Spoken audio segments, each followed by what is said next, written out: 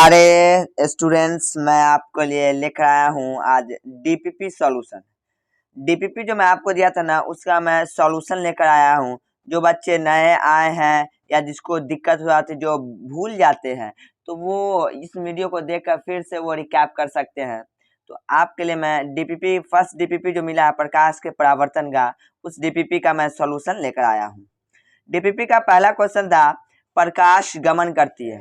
तो ये आपको तो पता है कि प्रकाश सीधी रेखा में गमन करती है। मैंने बताया था प्रकाश सीधी रेखा में गमन करती है। नेक्स्ट क्वेश्चन है निर्वात में प्रकाश की चाल होती है। देखिए स्टूडेंट, क्वेश्चन देखने के बाद गोली के रफ्तार से आंसर निकलना चाहिए, तब समझे कि आपके कंसेप्ट में क्लैरिटी है।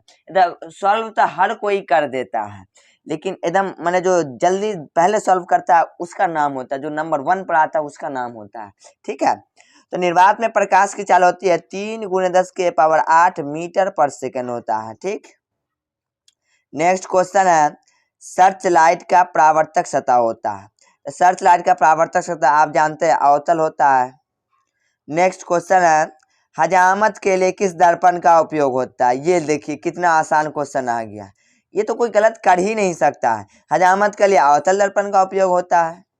नेक्स्ट क्वेश्चन है समतल दर्पण द्वारा बना प्रतिबिंब होता है। लीजिए अब इतना हल्का सवाल आ गया। तो समतल दर्पण द्वारा बना प्रतिबिंब काल्पनिक या आभासी होता है। आभासी को ही काल्पनिक कहते हैं, यानी वर्चुअल इमेज।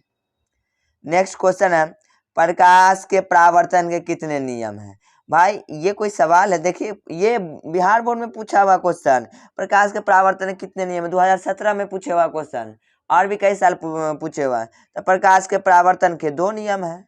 ठीक, नेक्स्ट क्वेश्चन है काल्पनिक प्रतिबिंब होता है। तो काल्पनिक प्रतिबिंब हमेशा सीधा होता है। नेक्स्ट क्वेश्चन है, देखिए इस क्वेश्चन को थोड़ा गौर से पढ़िए। किसी दर्पण से आप चाहे कितनी ही दूरी पर खड़े हो, आपका प्रतिबिंब हमेशा सीधा प्रतीत होता है, तो वह दर्पण होगा। देखिए अवतल दर्पण में तो वास्तविक प्रतिबिंब और आभासी दोनों बनता है, एक केस में सिर्फ आपका आभासी प्रतिबिंब बनता है। तो जो वास्तविक बनेगा वह उल्टा होगा, तो इसका आंसर ए नहीं होगा। ठीक, ए नहीं होगा। उत्तल, देखिए उत्तल में हमेशा बनता है, देखिए ये भी हो सकता है। आगे चलते सी केवल समतल, देखिए समतल में भी बनता है, समतल में भी बनता है। अब डी देखिए समतल या उत्तल, तो इसका आंसर डी होगा, समतल या उत्तल, ये दोनों में आपको सीधा प्रतिबिंब प्राप्त होगा। नेक्स्ट क्वेश्चन है मोटर गाड़ी के सामने लगा रहता है। मोटर गाड़ी वो देखते हैं ना, हेडलाइट जो लगा रहता है, हाँ वो उसकी मैं बात कर रहा हूँ। हाँ हेडलाइट जो लगा तो वो अवतल दर्पण का, तो वो अवतल दर्पण का होता है। नेक्स्ट क्वेश्चन है कि किसी अवतल दर्पण की फोकस दूरी 20 सेंटीमीटर है, तो उसकी वक्रता त्रिज्या क्या होगी। तो देखिए इसमें अवतल दर्पण की फोकस दूरी यानी एफ आपको दिया है 20 सेंटीमीटर।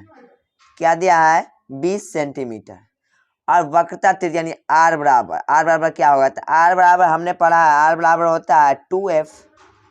तो देखिए 2 फार्मूला का इनटू, और ये f का मान कितना है 20 सेंटीमीटर, क्या है 20 सेंटीमीटर, तो 20 सेंटीमीटर बराबर 20 दूना 40 सेंटीमीटर।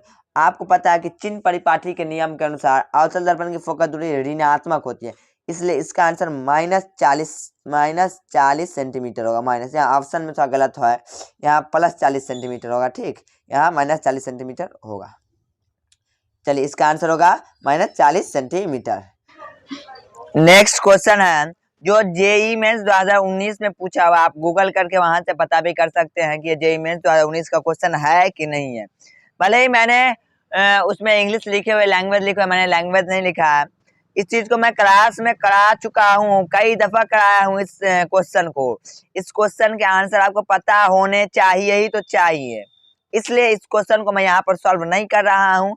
ये क्वेश्चन आपके लिए, कमेंट में लिखे इस थीटा का मान कितना होगा, इस थीटा का मान क्या हो, थीटा का मान आपको बताना है।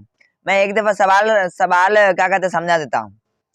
2 प्लेन मिरर इस तरह जुड़े हुए हैं थीटा एंगल पर। ठीक, इधर से कोई माने M2 माने एक क्या कहते हैं, पहले समतल दर्पण के समानांतर एक किरण आती है जो दूसरे समतल दर्पण से परावर्तन का पहले समतल पर जाता है, और इस तरह परावर्तन होता है कि वह दूसरे समतल दर्पण के एकदम पैरेलल हो जाते हैं, एकदम समानांतर हो जाते हैं।